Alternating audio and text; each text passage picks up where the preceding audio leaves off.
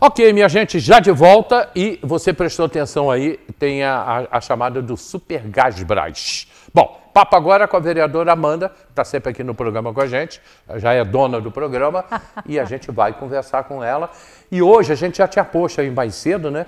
A Amanda falando sobre a gripe na sessão da Câmara, né? E que tem gente pra caramba com gripe em Teresópolis, mas esse povo também não toma vacina, Amanda. Pois é, a gente está até tentando auxiliar a Secretaria de Saúde, né, fazendo campanha nas nossas redes sociais e nos lugares que a gente tem passado, justamente para fazer essa conscientização da importância da vacinação, né, que é uma ação preventiva e que a gente, nesse momento, precisa procurar os postos de saúde. Né, a gente percebeu que alguns canais de rede social também foi informado que estava desabastecido de vacina, o secretário já nos informou que já fez o reabastecimento, tem aumentado a equipe de vacinação, né, da questão de equipe técnica de enfermagem, enfermeiros, para fazer a aplicação, porque a gente precisa fazer essa ação preventiva. Os hospitais, e não é uma questão de Teresópolis, né, é uma questão de síndrome gripal no país. Então, o volume está muito alto, então fica naquela questão, mas a gente faz a transferência para outros municípios. Outros municípios também não estão com capacidade de absorção dessas questões da síndrome respiratória. Então, a gente precisa fazer essa ação preventiva de vacinação. Isso é para ontem. A gente fez a vacinação, até postei na rede social que a gente estava lá vacinando. A gente foi fazer uma visita à Escola de Água Quente, entregar uns títulos de congratulações pela melhor IDEB do município na última medição. Eu vi você. E aí a gente aproveitou e foi no posto de saúde até para conhecer o equipamento também, entender como está funcionando. É um posto que atende muita gente na região. E aí vai ser uma demanda até que o vereador Fabinho trouxe, a gente vai fazer eco à voz dele, né? Precisa de mais um médico para prestar atendimento lá na comunidade de Água Quente, porque ela atende tanto aquela população ali de Água Quente, que é uma população volumosa, quanto o entorno também. Então, a médica sozinha que está lá, ela está com a sobrecarga de atendimento, as agendas estão se postergando, então faz-se necessário mais um membro naquela equipe. E aí a gente aproveitou para tomar a vacina lá, muito bem atendida, a equipe é sensacional, o atendimento, sabe, a gente teve a oportunidade de vivenciar a experiência do atendimento lá da população e fizemos isso e estamos movendo essa campanha aí. É uma força-tarefa na comunicação que a gente vai fazer. A gente está todo dia tentando postar alguma coisa sobre a importância da vacinação. Pois é, você falou a palavra comunicação. Não, a gente tinha, continua tendo, mas muito raramente é quando tem a vacina SEIB, o Zé Gotinha, né? Continua a mesma coisa, se você não enfiar na cabeça da população e com campanhas que tem vacina, que ele vem vacina da gripe, vacina do Covid, o povo não vai. É mais complicado. E assim, até o pessoal da equipe do gabinete, já botei para vacinar todo mundo, falei, gente, todo mundo vacinando, a gente tem que estar cuidando de quem a gente ama, que está próximo a gente. Então está todo mundo vacinando. Eu tive uma experiência muito ruim, né, familiar mesmo falando, meu sogro acabou de sair do CTI, teve essa síndrome gripal. Eu vi você falando. Botou o pezinho do lado de lá, mas graças a Deus não era a hora dele ainda, está em casa agora, mas foi difícil a recuperação, principalmente para o idoso, é mais demorada, mais complicada. Então a gente precisa cuidar de quem a gente ama, então a gente está nessa questão de buscar a prevenção mesmo, fazer com que a população se conscientize e que vá aos postos de saúde fazer essa vacinação, porque, segundo a informação do secretário de Saúde, os postos já estão abastecidos com a vacina para atender a população. Eu, graças a Deus, já tem anos que eu não pego gripe. Eu tomo vacina, eu não deixo de tomar vacina. Também. Mas eu, quando me operei, há 5 anos atrás, pouco mais de 5 anos, antes da operação, o médico me deu um remédio, foi logo depois do Covid. Né? Eu tomei um remédio, não posso dizer aqui o nome do remédio, ele falou, isso é para aumentar a imunidade. Esse remédio me fez um bem enorme. Meus filhos usam lá, que é da homeopatia, até para aumentar a imunidade também ajuda. Eu acho que toda ação preventiva ela é necessária, porque e como eu tomo vacina, eu não pego gripe. A gente tem que se comportar no sentido de evitar a entrada no hospital. O hospital tem que ser a última porta mesmo. Então, se a gente puder fazer essas ações preventivas de vacinação, de prevenção, eu acho que é um momento necessário. Porque dentro do hospital está o foco. Sim. Ali dentro é que está, a gripe está dentro dos hospitais. Sim, né? Então é combater mesmo, a gente evitar esse acesso. E conscientizar, falar disso o tempo todo. A minha filha Patrícia trabalha no CAPS, né? Ali na Tijuca. E ela trabalha com gente, com público, né? E ela pegou agora, ficou uma semana em casa e olha, foi complicado. A gente está vendo que os casos estão cada vez mais agravados, né? Então, a ação preventiva, ela sempre é a porta de entrada. A gente tem que fazer a nossa parte, porque se você é vacinado, não quer dizer que você não vá ficar resfriado, mas os efeitos da gripe eles vão ser menos agressivos, né, do que quem não está imunizado. Então, a nossa campanha agora atual, pela situação de cidade, de país, né, e dos próprios vizinhos da cidade, né, de também não ter capacidade hospitalar de estar atendendo, é vacinem-se. É esse o nosso recado. Tem que vacinar mesmo, gente. Eu falo isso quase que todo dia aqui. Tem vacina de montão. Acho um crime um pai não levar seu filho para ser vacinado. Depois a criança fica doente. E aí vai reclamar da vida. Aí vai reclamar. E tem gente que ainda fala assim, por que Deus fez isso comigo? Você falou também sobre o fortalecimento do orçamento participativo. Eu queria que você explicasse isso, que as pessoas não sabem o que é. Então, Lei Diretriz, que é o LDO. A LDO é uma lei que a gente vota na Câmara porque é um projeto, né? O governo, o executivo, o prefeito, pensa em como que ele vai gerir o orçamento por 2 anos. Então, isso é importante pra caramba, gente. A gente tem a votação da Lei de Diretrizes Orçamentárias. Então, ele dá para a gente um norte do que ele pensa que é desenvolvimento para a cidade, que é prioritário, onde é que ele vai investir, de que forma que ele vai aplicar o recurso público, né? E uma parte que chamou muito a minha atenção na LDO que chegou para a gente foi que alguns dos objetivos estão muito consonantes com o que a gente tem ouvido mesmo e tem visto de prática, né, do governo e que a gente espera que de fato se realize. Né, que é a questão que ele bota como prioridade, né, a melhoria do índice de desenvolvimento educacional. Então, ele vai precisar investir em educação para que essa melhoria aconteça. E esse investimento é concurso público para professor, concurso público para mediador, você garantir salário digno, piso nacional, implementação de um texto salarial. Isso tudo vem junto para que a gente consiga ter o melhor índice de desenvolvimento. Se você não fizer essas políticas de fortalecimento, você não vai alcançar a meta. Né? E a Lei de Diretriz Orçamentária diz qual é a meta que a gente vai ter a cumprir com o recurso financeiro que o município tem. Outra coisa é o investimento na saúde, que aí corrobora com a fala do prefeito da questão da construção do hospital municipal. Então, eu acho que isso aí também está bem em consonância. E, por último, que eu achei muito valoroso e eu acho que a gente tem que cada vez mais fomentar é o orçamento participativo. É você promover as audiências públicas para ouvir a população e que a população se manifeste nesses lugares dizendo o seguinte, a gente quer que desenvolva esse tipo de ramo no nosso município.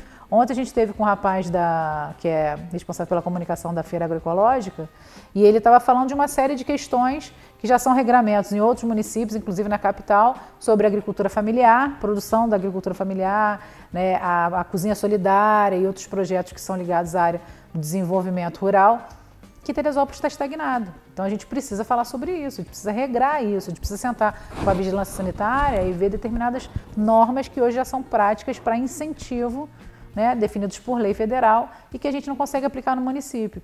Então, a Lei de Diretrizes Orçamentárias, ela é um objetivo que o governo bota de investimento do recurso público, mas a gente precisa ouvir a população também, porque às vezes a gente desconhece outras atividades que o município tem com potencial e que às vezes faltam pequenos ajustes e incentivos financeiros, que a gente precisa estar dentro da Lei de Diretrizes Orçamentárias. Mas a população ela não se manifesta. Mas a gente tem que provocar, ele é a mesma coisa da vacina. Provocar, Se a gente fica no marasmo de, mas eles não vêm, eles não falam, a gente não promove. A gente tem que promover. Promove a audiência pública, vai ter um participante, na segunda vai ter 2, na terceira vai ter 10. Até o dia que a gente consiga, de fato, colocar na cabeça do cidadão comum que ele é parte desse desenvolvimento municipal, que ele é parte integrante e ele é responsável tanto quanto nós que estamos ali o representando. E a gente estaria à disposição para que ele traga para a gente essa demanda. Porque uma das coisas que me frustraram no episódio da venda da água, né? E literalmente foi isso, venda da água, foi isso que aconteceu. O prefeito vendeu a nossa água. Foram as 3 audiências públicas que tiveram, né? 2 foi uma palhaçada, né? A que teve na Secretaria de Educação, uma sala trancada, não cabia ninguém, e aquele socado de gente. E depois teve a audiência pública no ginásio Pedrão, um espaço enorme, não tinha ninguém, um frio, uma caixa de som desse tamanho. E quando eu cheguei nas 2, eu falei, cadê a população? Cadê o interessado? Mas assim, a gente tem que entender que a gente vem de um regime de redemocratização recente. Nós estamos falando de 30 e poucos anos. Então, a cultura nossa, ela ainda está em evolução, inclusive de participação social. Então, a gente tem que fomentar. A gente fez uma audiência pública na casa, né, na Câmara, para falar sobre a questão do autismo. A casa lotou. Não se esperava aquele quantitativo de pessoas para participar. Mas isso é pontual. Sim. Por que é pontual? Porque o autismo é um caso que interessa as mães de autistas e elas são de correr atrás. Mas o orçamento tem que ter essa população também. Porque o orçamento é que vai dizer quantos médicos nós vamos ter no posto de saúde, quantos professores nós vamos ter nas salas de aula, quantas creches nós vamos ter no município, quantos ônibus nós vamos ter circulando. O orçamento participativo define tudo isso. Então, quando está lá na Lei de Diretrizes Orçamentárias, que o prefeito diz que uma das metas dele a ser cumprida é tornar o orçamento mais participativo, a minha leitura é de que será promovido ao longo do mandato várias audiências públicas para tratar sobre isso. Não tem outra explicação, porque você vai falar de orçamento participativo numa sala trancada? Não, você vai promover audiências públicas. A gente já vê essas promoções acontecendo. A Câmara já recebeu 4 audiências ou 5, se eu não me engano, audiências públicas para falar da saúde, para falar do orçamento, para fazer prestação de contas. Essa audiência pública que é feita, que é chamada e que é publicada em Diário Oficial, ela não é só para os vereadores porque é na Câmara, ela é para toda a população. Então a gente tem que chamar as pessoas para vir. A gente também, enquanto agente político ou vereador, também tem que fazer esse chamamento. Então, tendo audiência pública, a gente vai começar a usar nossas redes sociais também para chamar a população para estar presente, tem que ouvir. Por mais que você não conheça, você tem que estar no ambiente para você ouvir, até para você ter a dúvida e depois questionar. Mas o que foi dito? O que foi falado? O que é a Lei de Diretriz Orçamentária? Depois a gente vai ter a votação do plano plurianual. Esse vai definir os 4 anos, que é o segundo ano da gestão do governo atual e o primeiro ano da próxima gestão. Sendo essa reeleita ou não, já vai definir também o primeiro ano da próxima gestão, que a gente vai falar também de diretrizes da cidade, de como essa cidade tem que funcionar, de como essa cidade tem que crescer e como ela tem que ser, e como é que o recurso tem que ser investido nela. Então, a gente trata de assuntos muito sérios para a população não estar inserida. Então, se a Lei de Diretriz Orçamentária diz isso, a gente vai cobrar que as audiências públicas aconteçam. Se eu for entrar aqui, se eu for entrar no que eu estou aqui pensando com você, a gente vai debater isso o resto do dia. Tá? Mas provoca. Você falou que o Brasil é um país a gente está redemocratizado. Quer dizer, isso começou no governo Fernando Henrique. Isso. Tá? Foi lá no governo... Sarney tem uma parte ali de introdução, porque pega lá o início também, um pouco, né? Porque o Sarney foi logo depois da morte do Tancredo. Bom, que seria o primeiro presidente pós o governo militar ou ditadura. Seria o primeiro governo, aí entrou o Sarney. Através de eleição indireta. E eu, como sempre, fui muito politizado. Tá? E hoje, e já de uns anos para cá, eu comecei a prestar atenção nisso. Eu acho que a população ela começou a ser despolitizada ali, no governo Fernando Henrique. Eu não vejo dessa forma. Eu sei que não. Eu vejo. Mas você é ativista. Pode ser que a minha visão tenha intencionalidade. Né? Você é ativista, quer dizer, a palavra ativista hoje também já não é o que eu quero, não é bem o que se pode pensar. Mas ela é ativista. A Amanda é porque sempre participou ativamente da vida pública da cidade, inclusive como professora. Sim. Tá? Sim. Mas você, e eu conheço uma porção, colegas suas, que eu falo assim, vai ter uma manifestação.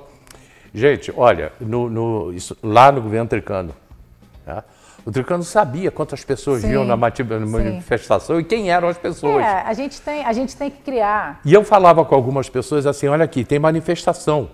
Não vou não. Eu não posso aparecer.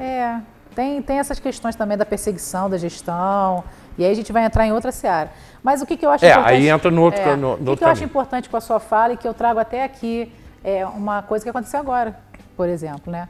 A gente começou na Câmara Municipal trazer as escolas para dentro do espaço do Legislativo. Sim. Né? A gente recebeu o SES na primeira visita, levamos os alunos lá do ensino médio para conhecer como é que funciona a casa e tudo mais.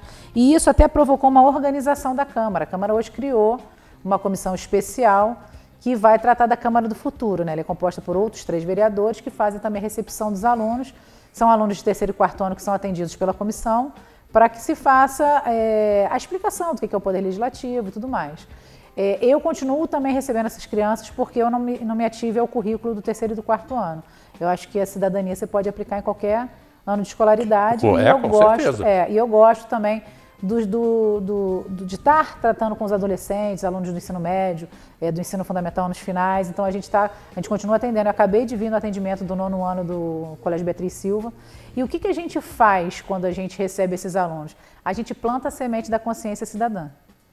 A gente explica, eu dou uma aula para eles, eu explico da questão do regime ditatorial, que veio antes do regime que a gente tem hoje, o regime democrático, e que a gente precisa entender e valorizar as instituições, apesar das pessoas que às vezes a compõem, né? Porque o problema não está nas instituições, está em quem opera elas, né?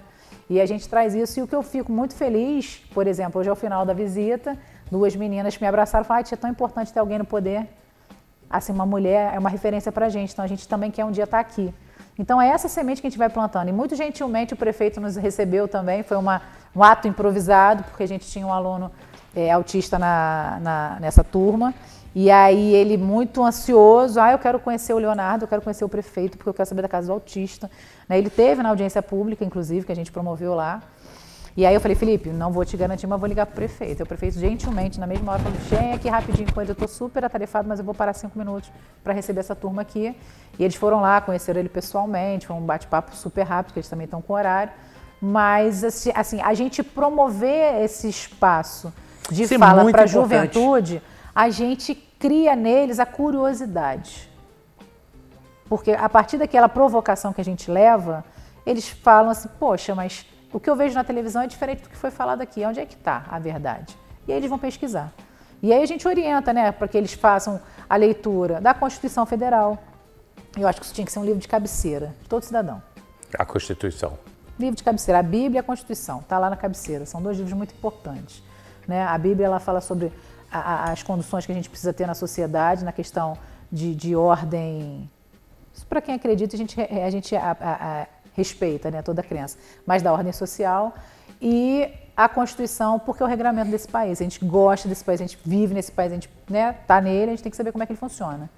E aí acrescentei, eu falei, se vocês tiverem outra curiosidade de poder, né, fazer uma leitura mais tranquila, é um texto difícil, complexo, mas leiam a Constituição Estadual, porque vai ser uma reprodução da Federal com ajustes da característica do Estado do Rio de Janeiro, que é diferente do Estado do Amazonas, que é diferente do Acre, enfim. E depois vocês leiam a Lei Orgânica Municipal, que é a Constituição do município. Pergunta na rua se alguém sabe que existe isso.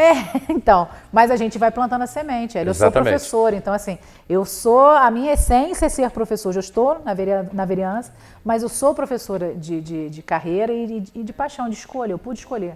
Né? Eu sou advogada, eu sou pedagoga, eu sou historiadora, então eu tenho uma série de formações, mas eu escolhi a educação porque eu entendo que é na educação que a gente transforma a sociedade, a gente direciona a sociedade para que ela seja melhor. Então a gente vai plantando as sementes. Então hoje aqueles alunos ali do 9º ano, eles sabem que existe uma lei orgânica municipal, que é a Constituição do município, que ela está disponível no site da prefeitura, que ela está disponível no site da Câmara, qualquer pesquisa no Google que eles façam, para qualquer atividade que eles fazem, eles podem também pesquisar para isso e vão achar esse documento lá. E expliquei para eles com riqueza de detalhes que ali na Casa Legislativa é que a gente vai definir o futuro deles. Então, se eles estão insatisfeitos com determinadas questões, eles têm que trazer para a gente essas informações. Então, saiu um monte de demanda lá, né? A questão de segurança pública foi falado questão de mobilidade urbana, foi falado questão de organização escolar, teve aluno que defendeu que todas as escolas têm que ser em tempo integral, porque a criança dentro da escola está aprendendo mais do que na rua. Falaram muito das questões do JET, dos jogos estudantis, porque é afeto, né? Toca aqueles alunos ali, da área deles, da idade deles, eles estão muito nessa questão do esporte, e o esporte é muito importante para essa criançada, né? Leva a gente ter uma conscientização de respeito, regra, limite, o esporte traz isso para essa criançada. Então, assim, falaram de bullying dentro da escola, então você vê que eles têm a fala extremamente relevante para o que a gente está ali debatendo. Então, você mostrar para eles que é possível daqui a pouco, quando eles estão ali com a gente, ou a gente vai passar e eles vão ocupar os nossos espaços, é fundamental para que a gente tenha, se Deus quiser, daqui 20 anos, quando eu estiver me aposentando, que eu acho que até daqui a 20 anos eu ainda estou boa ainda para trabalhar, quem cuide da gente com respeito e dignidade. É isso que a gente tem que plantar. João Luiz Cunha de Lima mandando um abraço para você. Ele botou, tá aí uma chance, pois eu sou técnico em agronegócio. João Luiz, um abraço para você, muito obrigado. Agora, você falando aí, me surgiu uma curiosidade. Esse viés, a política chegou na tua vida quando? Meu pai. Como? Meu pai foi candidato em 1988. Eu me lembro, acho que ele foi candidato. Foi candidato. Meu pai era uma pessoa muito conhecida na cidade. Junto meu com o pai Tricano? Foi. 12.640 o número dele. Lembro até hoje, era do PDT. Engraçado, né? Como é que é? E eu era uma criança, é uma memória afetiva que a gente guarda. Então, meu pai era uma pessoa muito conhecida, as pessoas gostavam muito dele e tudo mais. Então, Geizinho, vai ser candidato para ajudar as pessoas. Meu pai sempre fazia muita coisa para todo mundo, é da natureza dele, ser generoso. E aí, ele entrou na política, tentou candidatura 2 vezes, se eu não me engano. A primeira, Teco, foi eleito, na segunda foi Genesi Rocha eleito, ele era suplente. Na terceira, ele virou assessor. Aí ele trabalhou para Anjinho, foi um vereador de longa data, ficou na assessoria de Anjinho até 2004. 2004, eu com 24 anos, eu falei, agora é minha vez. Aí dei a escolha para ele, eu falei, pai, você tem 2 escolhas, ou você continua assessor, que é o seu trabalho, ou você ajuda a sua filha. Aí ele me chamou de maluca, de louca, que isso não era para mulher, aquela história toda que a gente tem que enfrentar, inclusive dentro de casa, mas deixou de ser assessor e encampou esse projeto com a gente e a gente levou 20 anos para alcançar esse projeto. Mas, paralelo a isso, eu sempre tive muito uma característica de liderança. Então, eu fui representante de turma na escola, eu fui presidente da comissão que fez a formatura da minha turma de normal e era representante de turma. Na faculdade, eu fui representante de turma em todos os períodos da faculdade e fui presidente do centro acadêmico de Direito. Então, eu sempre tive essa questão de estar à frente para tentar melhorar as condições daquilo que estava no entorno que não me satisfaziam. Entendeu? Então, era uma característica minha de estar me metendo nessas questões. Tive questões também no trabalho, de estar sempre questionando, porque eu acho que toda ordem dada por uma chefia, ela tem que ter uma justificativa. Não é fazer por fazer, fazer porque eu quero. Você está gerenciando uma educação, então você tem que dizer o porquê. Nós vamos fazer desta forma porque nós precisamos alcançar essa meta, esse objetivo e tudo mais. Então eu sempre fui muito questionadora, então eu tive problemas com diretores de escola, porque queriam que a gente fizesse coisas por querer. Eu quero fazer porque eu quero. Não, você tem que fazer porque vai dar algum resultado, tem alguma questão que vai impactar na vida desse aluno, né? na vida escolar, tem que ter um desdobramento, não é fazer para dizer que fez. Né? Projetos, às vezes, que eram colocados para a gente fazer, que não tinha finalidade nenhuma para agregar no conhecimento educacional das crianças. Então, eu tive alguns embates aí, mas é característico meu. Eu não sou uma pessoa inflexível, Hélio, não entenda dessa forma. Eu sou uma pessoa até que me convenço, mas você precisa me justificar, porque meu tempo é muito precioso. Eu acho que o tempo da gente, ainda mais nesse mundo corrido, é muito precioso para a gente fazer coisas que não vão dar resultados. Né? A gente não é pago para isso. O dinheiro público que paga o salário do professor não é para isso. O dinheiro público que paga o salário do professor é para entregar uma educação de qualidade, que tenha resultado eficiente. Hoje, essa turma de 9º ano, eu posso te dizer, a Escola Beatriz Silva está de parabéns. É uma turma extremamente questionadora, uma turma extremamente consciente da participação da criança especial. São crianças que pensam para frente, para o futuro, né? Já tem o seu poder de fala, já tem um posicionamento. Então, assim, você vê que a escola pública está entregando um serviço de qualidade. Então, a Escola Beatriz Silva, como outras que eu já recebi também lá, e como tantas outras que eu visito e vejo a coisa acontecendo, a gente está entregando a educação de qualidade. Se a gente tivesse condições melhores, nossa, nossos índices seriam muito melhores. É porque a gente não tem condições melhores, a gente faz milagre com as condições que a gente tem, ainda. Você está falando um negócio aí que até me empolga, porque a gente tivemos momentos aí que a educação de Teresópolis aqui muito mal. Sim.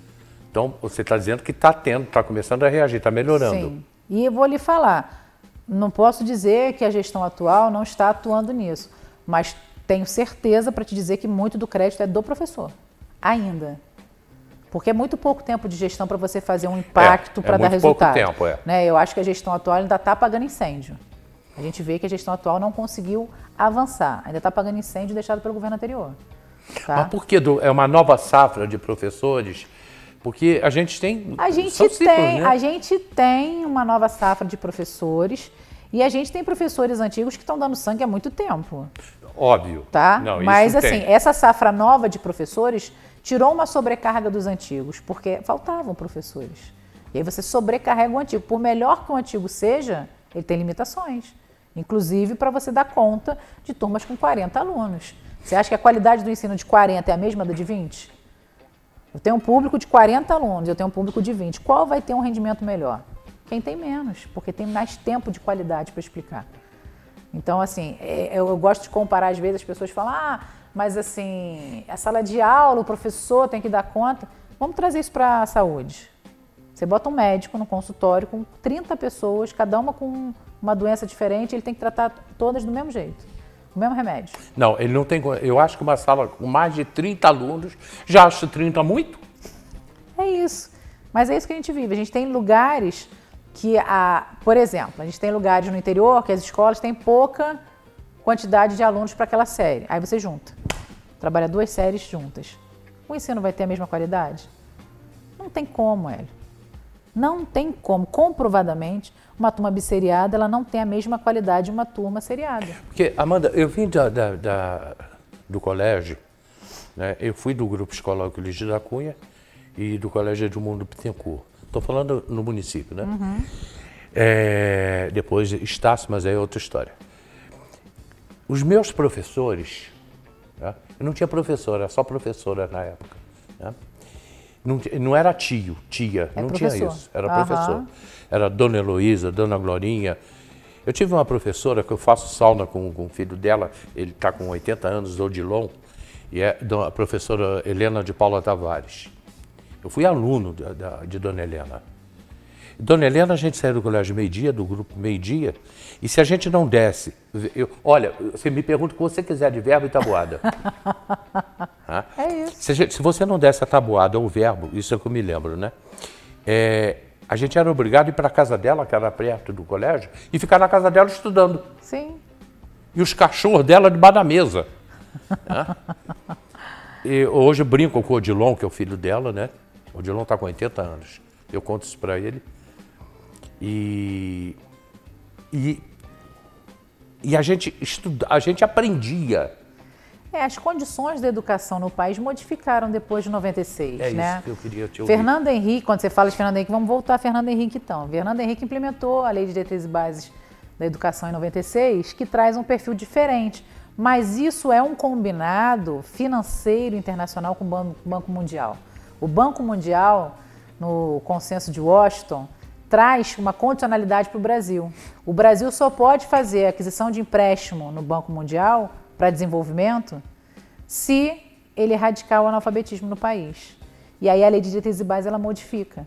Ela traz para o ensino a obrigatoriedade de toda criança em idade escolar estar dentro da escola. Só que em contrapartida não se traz uma política de estruturação. Não há um financiamento da educação naquele momento para você estruturar as escolas. Então nós passamos por uma inserção de alunos em idade escolar, de acordo com a seriação, que nunca sabia o que era uma escola. Então alunos com 15 anos estavam sendo introduzidos na escola no 8º ano sem nunca ter segurado num lápis. Foi feito dessa forma, foi feito de forma extremamente equivocada. Então a gente ainda vem reparando esses erros. E aí eu vou falar em outra questão muito importante. Na semana passada eu fiquei uma semana no Rio, até faltei as sessões da Câmara por conta disso, que já era uma inscrição que a gente tinha, fazendo uma imersão com o MEC, no Instituto Nacional de Surdos, né, de Educação de Surdos, lá em Laranjeiras, para a gente falar dos próximos 10 anos da educação no país. Então a gente fez uma formação pelo MEC no Rio de Janeiro. Eu sou coordenadora de Conselho de Estado, né, então, do Conselho Municipal de Educação, mas eu sou coordenadora estadual da Regional Serrana, então eu coordeno 15 Conselhos Municipais de Educação, né, nessa região do Rio de Janeiro. E lá a gente fez uma formação para a gente começar a fazer o debate das metas para o Plano Municipal de Educação do próximo decênio, dos próximos 10 anos. Então hoje o Plano Nacional ele vai vir com outro formato. Antes eram metas e estratégias, agora vão ter objetivos também. Então ele vem com um novo formato, então a gente fez uma formação lá uma semana inteira, imersa lá. Eu dei uma fugidinha rápida que eu tive que ir a Brasília para falar da COP30 também, que é outro tema importantíssimo para o país, não só para a nossa cidade. Sim. E aí lá a gente foi fazendo oficinas e treinamentos e leitura de material prévio, né, que o MEC vai disponibilizar para a gente a partir do ano que vem, ou até mesmo já iniciando no final desse ano, debate com os fóruns de educação nos municípios e com os conselhos municipais de educação e com as secretarias de educação para a gente pensar o que é necessário para os próximos 10 anos da educação no território, no município. Então a gente ficou fazendo isso também lá. Na próxima semana também não estarei presente na Câmara, porque também tem um outro outra imersão sobre conselhos, né? Aí a gente vai falar especificamente das questões das políticas de conselho, da Meta 50, que na verdade é da Liberação 50 que o Conselho Nacional agora também publicou, falando sobre educação especial, que é um tema que a gente precisa debater muito. A questão não é de segregar, mas de você limitar para dar qualidade. Você tem salas de aula hoje superlotadas com alunos especiais que você não consegue dar qualidade, nem para o aluno dito regular, nem para o aluno dito especial. Então a gente tem pensar a inclusão de forma a ser inclusiva, não de alojamento. Então a gente está tudo nessa seara. E nessa fuga, só para fazer um recorte, isso é um pouco da educação, que a gente foi falar da COP30, né, em Brasília, numa mesa lá que a gente teve de lideranças parlamentares, tinha deputados estaduais, federais, vereadores do Brasil inteiro, para entender a importância para o Brasil, né, de sediar um evento desse porte, né, onde a gente vai ter autoridade de todo mundo para falar do clima. Hoje o clima, se você aumenta lá em decímetros, né, a temperatura, você vai deixar de ter produção de alimentos no país, porque alimentos não vão resistir ao calor. Então a gente está falando de coisa muito séria, a gente está chegando num ponto que o planeta não vai conseguir mais reverter a sua situação de sustentabilidade. Então o agronegócio, que muitas vezes é criticado, né, pela questão da exploração territorial e tudo mais, eles têm que estar nesse debate. Eles não podem estar mais à parte, porque a gente não pode mais evoluir a qualquer preço. A gente tem que ter limitações hoje para que as futuras gerações possam ter um planeta. Né? Então foi muito enriquecedor esse momento lá, a gente falar sobre isso, sobre a questão do clima, né? Sobre a questão da exploração. A gente tem um viés aí de desenvolvimento imobiliário no município que está muito latente e a gente tem que pesar isso aí, porque você começa a fazer empreendimentos imobiliários, você também desfaz de negócios turísticos, porque às vezes as pessoas não querem ir para pousadas que têm residências próximas, as pessoas querem ir para pousadas onde estão dentro da mata. Então, a gente tem que pensar na cidade como um todo. O desenvolvimento precisa acontecer? Precisa, mas ele tem que ter limite, ele tem que ser pensado. Não pode ser a qualquer preço. Então, Hélio, assim, a gente tem várias conversas para debater aqui. Pois você está falando, eu estou pensando, eu não toquei no assunto crianças que são agredidas sexualmente, que é uma coisa que a Amanda está cuidando disso, porque eu estou desenvolvendo ainda uma ideia que eu tive, vou conversar com a doutora Vânia, mas já conversei com um grupo de mulheres aqui em Teresópolis que vão te receber. Tá? Vou te passar isso daqui a pouco. Já conversei com elas para que a gente entre nesse assunto, mas no programa de hoje não dava. Esse assunto é um assunto muito delicado, muito técnico e muito urgente. Muito urgente. Porque a gente está aqui batendo papo e pode ter uma criança sendo estuprada nesse exato momento na nossa cidade. Os números são altíssimos. Alarmantes. E eu gostei de falar disso, porque eu fiz primeira série, segunda série, terceira série, quarta série, quinta série, admissão, primeiro ginasial, segundo ginasial, terceiro ginasial, quarto ginasial. Eu fui nisso tudo, né? Admissão era difícil pra caramba. Minha mãe fala isso. Minha mãe fala era muito difícil, que era admissão ao ginásio. Né? Eu, por exemplo, não estudei OSPB. Era Moral e Cívica. Eu estudei os dois, porque eu peguei, engraçado, o final de Moral e Cívica e introdução da OSPB. Ou vice-versa. Acho que era o final da OSPB. Moral e Cívica, depois OSPB. Então foi isso. Eu peguei a troca. Né? Eu tive aula com a professora Dalgisa, me lembro até o nome dela. Ela deu aula de um, aí no ano seguinte já era outra nomenclatura. E a gente chegava no grupo escolar Euclides da Cunha, tinha que cantar o hino nacional, rezar o Pai Nosso, para depois entrar na sala. Eu queria levar esse papo contigo. O hino nacional hoje é uma obrigação ainda, as escolas não cumprem. Não cumprem, né? Algumas, por exemplo, a gente tem escolas que não tem mais o mastro para achar bandeira. A gente tem escolas que não tem bandeira nacional. Isso está tem isso, né? errado, tem que se reestruturar isso também, porque você tem que fazer todo o rito. Não basta você somente cantar o hino, você tem que fazer o rito de respeito ao hasteamento da bandeira, que é um símbolo nacional e que tem que ter o respeito devido. Então, a gente também tem essas questões aí para qualquer coisa simples, mas para ajustar. E eu me lembrei também aqui que eu era apaixonado numa professora. Eu tive uma professora, ela foi a primeira turma que ela pegou, foi a minha, lindíssima. Eu apaixonado nela. Ela está viva. Eu passo por ela na rua, tá velhinha, né? E eu já falei isso com ela. Isso é muito legal. Aqui, gente, acabou o programa, muito obrigado. A gente está de volta amanhã às 10 horas da manhã. O enterro do Ayrton é hoje às 4h30 da tarde, o corpo dele já chegou no cemitério. né? Já me passaram a informação aqui. Amanhã, logo mais às 4h30 da tarde, eles vão esperar o pessoal que está vindo do Rio, de São Paulo, né? O filho dele que está vindo também, enfim. 4h30 da tarde, hoje, lá no cemitério, e o corpo já está lá. Muito obrigado a todos vocês pelo carinho. Tem reprise 4 horas, reprise meia-noite. Já está no YouTube. E, Amanda, obrigado. Estou à tua disposição, semana que vem, outra semana, quando tu quiser, eu estou aqui para a gente bater esse papo muito enriquecedor e também uma forma de dar transparência ao nosso mandato, prestar conta à população e nos colocarmos à disposição sempre, Hélio. Perfeito. Deixa eu ver que botaram... O João Luiz botou aqui, Francisco Giovano, vereador atuante, conhece muito a educação municipal. O João Luiz botou futura prefeita de Teresópolis, ó, né? E OSPB, professor Oswaldino Oliveira. Como eu não estudei OSPB, né? Estudei Moral e Cívica. Muito obrigado, gente. Até amanhã, 10 da madrugada. Tchau.